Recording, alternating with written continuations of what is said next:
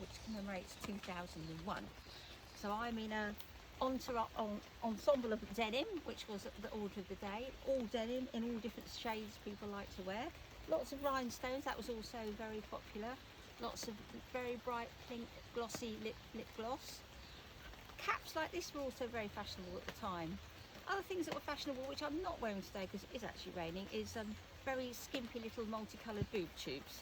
But there we go. And I'll just pass you on to Nessa, who's come today dressed as. I'm Amélie from France, just come over for the day to sample the British weather. Because actually, Julie said to me that it would be unrealistic to make this series without having one in a lovely Canterbury downpour. So we managed, so she organised it for today. So here we are, 2001. We were enjoying the last episode of Castaway, the BBC reality show where people were cast away on an island in Tarrant, which obviously lots of people will remember made Ben Fogle an absolute superstar, and he's obviously still a star today, going all around the world interviewing people on islands and such like.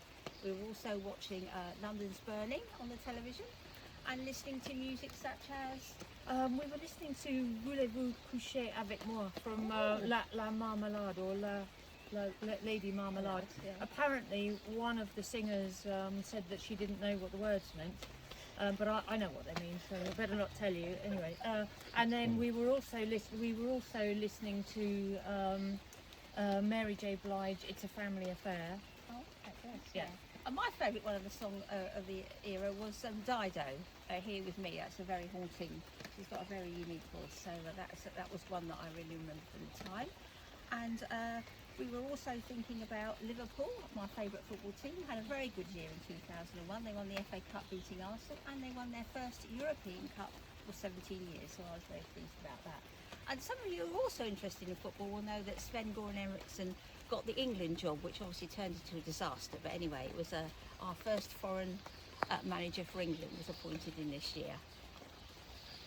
And I just mentioned a couple of things. One is really grim. You remember Harold Shipman? The investigation into him was happening, and he was eventually found to have killed 250 people, of which about 200 were women, not normally elderly women, but the numbers could be far higher than that.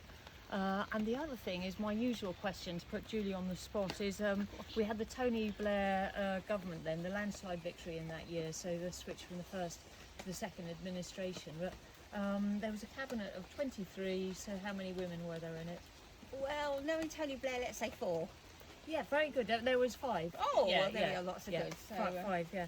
And I just mentioned Claire Short, because she was, as you might remember, she was a very controversial figure at the time, and she resigned 2 months after the Iraq invasion, and she had been saying that amongst the issues she was raising was that we shouldn't just be throwing our lot in with the Americans just to support them as friends.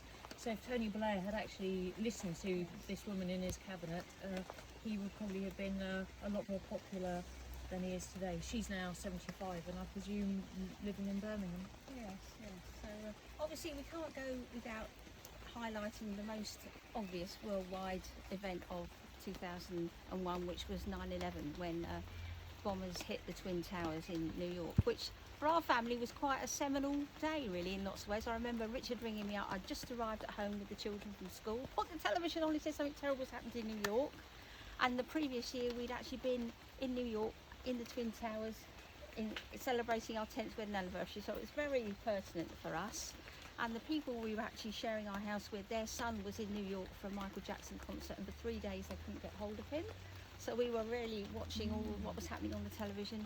And also my brother-in-law's sister was working for Deutsche Bank, and she got out in the big dust cloud running up the street. So, you know, it does mean a lot to us, but also it meant a lot to us because after that I began working with a lot of the Afghan refugees that came to England because of the invasion of Afghanistan, where Mr. Blair was standing shoulder to shoulder with Mr. Bush, you know, to fight the Afghanis. And that took me on a sort of 10-12 year journey where I was helping set up schools in Pakistan for Afghan girl refugees, and I did a lot of talks about refugees, and we had a family live with us for about 9 months, and we helped settle them in England, and that was so quite a turning point for our family, what happened on 9/11. Yes, indeed. I was in Canada that then about to fly back on a flight Oh, gosh. that day. So when I found out about it, I just said, unusually, well, let me phone Canada Air and just check the flights are on. And I got through, and she said, all flights are grounded. There have been terrorist attacks, and I couldn't take it in. You Yes. can't take that in the moment. And then we were there for four days more with great affection, really, and hospitality from the other people that there, because we were all, the whole world, everyone in the world was really shocked, and everyone remembers where they were. Where of they were course. when it happened, absolutely, yes. And it was also the year that George Harrison died, you know, a real passing of a big deal with cancer at a very early age. So lots of good things have perhaps come out of 2001 and lots of really bad things, and here we are 30 years later and we're just waiting for the Americans to finally pull out of Afghanistan. And I don't really think we can say that all the billions of money that has been spent and the lives that have been lost have perhaps made that country really any better than it was before, but that's perhaps down to Mr. Bush and his mates, really. So anyway, we look forward to seeing you at the next meeting.